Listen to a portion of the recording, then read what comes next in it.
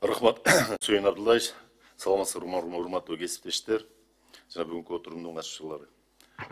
Кубанычбек Карганбекович, анан кийин могу жерде экинчи демилгечи Сулайманов Элдар Нурламбековичке дагы биринчиден мен терең ыраазычылык айтат элем да.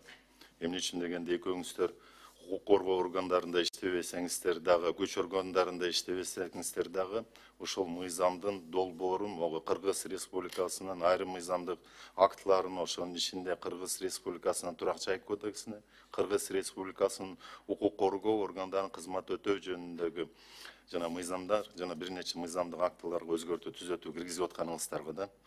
Эмне үчүн дегенде, сиз башында сөзүңүздүн баяндамаңызда айтып кеттиңиз, конституциялык нормага алып келели, конституция иштеш керек. Ошонун 45-чи беренеси, 45-чи беренесинин 1-чи пунктунда көрсөтүлгөн депчи, ар бир адам турак жайлуу болууга тийиш, укуктуу деп турупчу. Ошонун негизинде андан сырткары бир нече беренелердин негизинде мыйзамдык актыларды алып келебиз депчи. Жакшы, өзүңүз да азыр баяндамаңызда айттыңыз.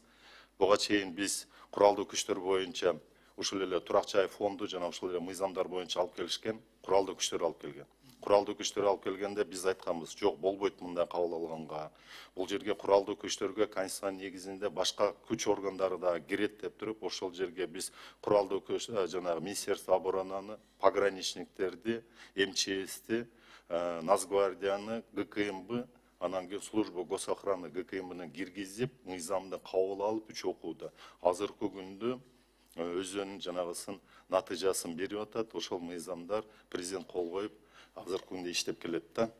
Анткени өзүңүздөргө маалым болгондой, конституциянын астында бардыгы бир, аял, эркек жынысына карабастан, кызмат кылганына карабастан бардыгы тең укуктуу да.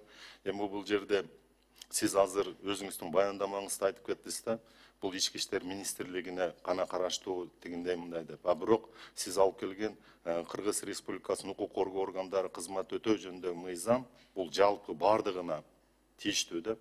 Эмне үчүн дегенде эле ушул эле ички иштер министрлигинин министри Баткендө иш сапары менен болгондо 2 күн мурун айтты да, биз республика боюнча 1 жылдын ичинде 100 объектини бүтүрүп, ушул жылдын аягына чейин тапшырабыз, Кудай буйруса деди. Андан сырткары башка эле мына прокуратура, ошол жанагы башка кызматтарды окугандарда ушундай турак жайларды куруп келет да. Өзүңүзгө маалым болгондой, укук коргоо органдарына ички иштер министрлигинен башка бажы, буга чейинки жана финразведка дейбизби, андан кийин буга чейинки жана полицияда кызматкерлер кирет. Алар дагы жанагыларды алышканда турак жайларды, алардын да турак жай фонду бар. Ошон үчүн мыйзам бир эле ички иштер министрлигине иштебеш керек, бардык укук коргоо органдарын иштеш керек. Эмне үчүн дегенде биз куралдуу күчтөр боюнча кабыл алган ишин кабыл алып бергенбиз. Бул биринчи сунуш, мен өзүмүн бул боюнча сунуштарымды берем. Андан кийинкиси, могу мыйзамды карай турган болсок, мыйзамда сиз айтып атасыз, бул жерде ачып койсоңуз, жанагы жерде айтылып атпайбы? Каза болгондорго, анан жана кызмат амалына кызмат өтөп атып жүрүп, жана каза болуп калгандардын үй бүлөсү ала алат. Бул жакшы, буну колдойбуз. Ошол жерде эле жазылып турат да, 20 жылдан кем эмес кызмат кылгандыгы боюнча пенсия алууга укугу бар кишилер дагы ала алат депчи. Туурабы? Бул жерден сиз түшүндүрмө берип койсоңуз, ал жерде 2 түшүнүк бар да.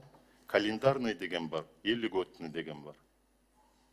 Мисалы, льготный менен кээ бирлердики ушул эле күч түзүмдөрүндө атайын кызматтары бар, спецназ жана башка дегендер. Алардыкы бир күнү 1-3кө, бир күнү 1,5га, бир күнү 2 күнгө, если участник боевых действий, бир күнү 3 күнгө тете да. Ошондой ушул кандай болуп калат? Мисалы, кызмат өтөгөнү 10 жыл, бирок льготный менен 20 жыл кызмат алды. Ошол кандай болуп калат? Мыйзамда жок да ушулчу.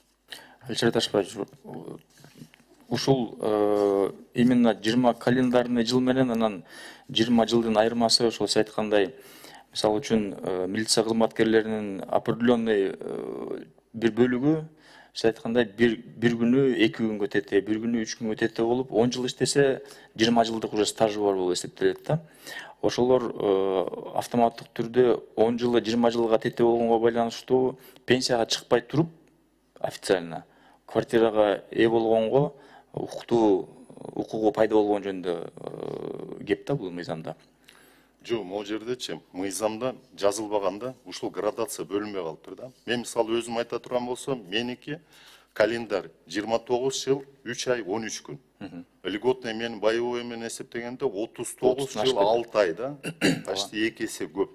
Ушундай жана жагдайлар көп боло албайт. Могу мыйзамда камтылбай калыптыр. Ошон үчүн сизге бул кандай дейсиз ушул жердечи?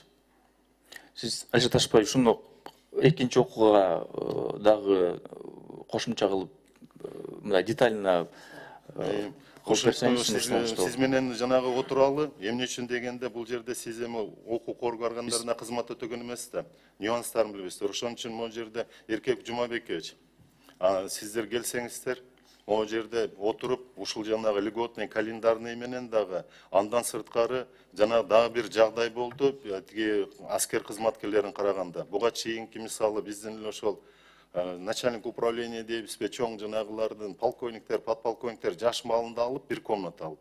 Бирок жакшырта албаган да. Аларга алдың сен бир комната деген. Карасаң 5 баласы менен 6 баласы менен бир комнатада тыгылып, жана алмаштыра албай жанагысы да болгон да.